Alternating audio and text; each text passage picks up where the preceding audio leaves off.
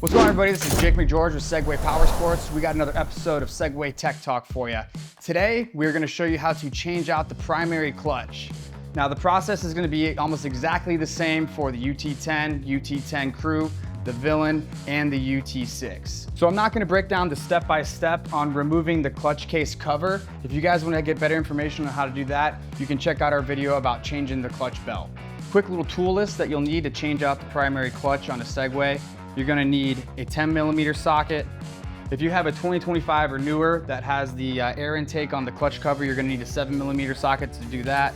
You're also gonna need your belt removal tool, 7mm socket, a 10mm socket, a 19mm socket, and a 21mm socket. You're also gonna need a Segway clutch removal tool. All right, first things first, we gotta remove the clutch cover so we can actually get to the clutch itself.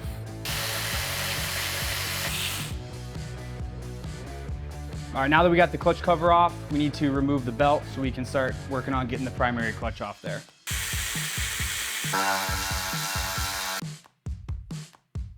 All right, now that we've got the belt off, we want to remove the primary clutch itself. You're gonna need your 21mm socket for that.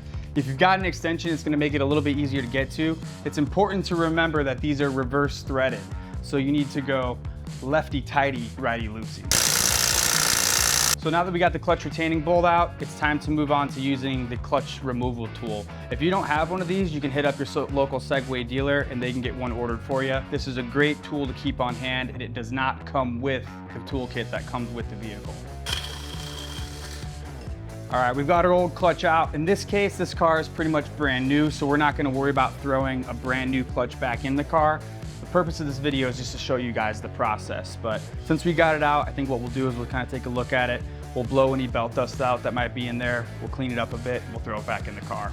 Now that we're inside the clutch case, we've got the clutch off. This is also a great opportunity to get into the clutch case itself, clean out any dust or debris that may have built up from heavy use of your belt.